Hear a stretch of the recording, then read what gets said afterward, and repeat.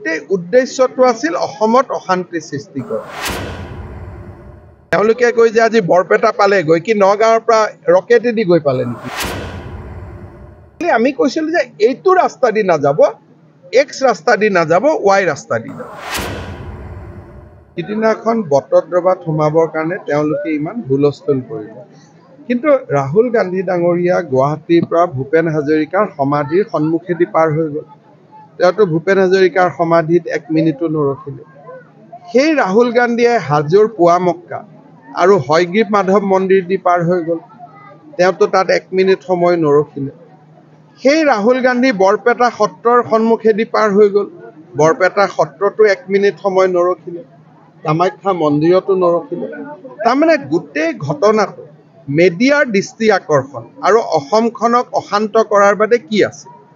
যদি মহাপুৰুষ শ্ৰীমন্ত শংকৰদেৱক সঁচাকৈয়ে তেখেতে শ্ৰদ্ধা কৰে, বৰপেটা সত্ৰ শ্ৰীমন্ত শংকৰদেৱে পাতিছিল। পাটবাউসীত শংকৰদেৱ আছিলে। যাওঁতেতো সেই সত্ৰ দুখনত সোমাই যাব পাৰিলেহেঁতেন। যদি তেওঁ অসমক ইমানে ভাল পায়, ভূপেন হাজৰিকাৰ সমাধিত খন্তেক ৰৈ শ্ৰদ্ধা সুমন আগবঢ়াই থৈ যাব পাৰিলেহেঁতেন। যদি সঁচাকৈয়ে তেওঁ হিন্দু ধৰ্মক ইমান বিশ্বাস কৰে, মা কামাখ্যা মন্দিৰতো কালি 1 মিনিট সময় সোমাই যাব পাৰিলেহেঁতেন। গতিকে ধৰ্মক লৈ বা কোনো গোটেই উদ্দেশ্যটো আছিল অসমত অশান্তি সৃষ্টি কৰা। আজি এতিয়া আমি বিফল কৰিলোঁ। এতিয়া তেওঁ ধুবুৰীত যি ন্যায় যাত্ৰা কৰে কৰি থাকক, তাৰ মোৰ কোনো আপত্তি নাই। এৰেষ্ট আমি লোকসভা ইলেকশ্যনৰ পিছত কৰিম। এতিয়া কৰিলে মানুহে আৰু এটা পলিটিচাইজ হ'ব। লোকসভা কেছটো হ'ল, এতিয়া SIT ইনভেষ্টিগেশ্যন কৰিব আৰু যিবিলাক প্ৰমাণ আমাৰ সন্মুখত আছে।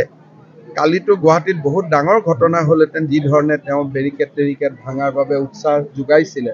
গতিকে আমি সময়ত লোকসভা ইলেকশ্যনৰ আগতে আমি বৰ বেছি নকৰোঁ, কাৰণ অসমত আমি এনেই জিকি আছোঁ আৰু ইয়াত বৰ বেছি পলিটিকেল হুলস্থুল কৰি লাভ নাই। শান্তিপূৰ্ণভাৱে ৰাজ্যখন থাকিলেই ভাল আমাৰ। চাওক, হেৰুনীয়া গুণ্ডাৰ ওচৰত আপুনি আহে কিয়? চৰকাৰে দিয়া ৰাস্তাটি গৈ থাকিলে গুণ্ডাৰ জেগাত থাকিলেহেঁতেন, আপোনালোকৰ জেগাত থাকিলেহেঁতেন। যেতিয়া কোনোবা এখন ৰাজ্যত আপুনি অতিথি হৈ আহিছে, সেই ৰাজ্য চৰকাৰ নিয়মটো মানিব লাগিবনে? আমি কৈছোঁ গুৱাহাটীতো তেওঁলোক আজিও সোমাইছে, কয় গুৱাহাটীত সোমাব বাধা দিছে। আৰে গুৱাহাটী পাৰ নোহোৱাকৈ উজনিৰ পৰা নামনি যাব পাৰে নেকি? তেওঁলোকে কৈ যে আজি বৰপেটা পালে গৈ কি নগাঁৱৰ পৰা ৰকেটেদি গৈ পালে নেকি? গুৱাহাটীৰ মাজেদিয়েতো গ'ল। খালি আমি কৈছিলোঁ যে এইটো ৰাস্তা দি নাযাব, এক্স ৰাস্তা দি নাযাব, ৱাই ৰাস্তা দি যাব।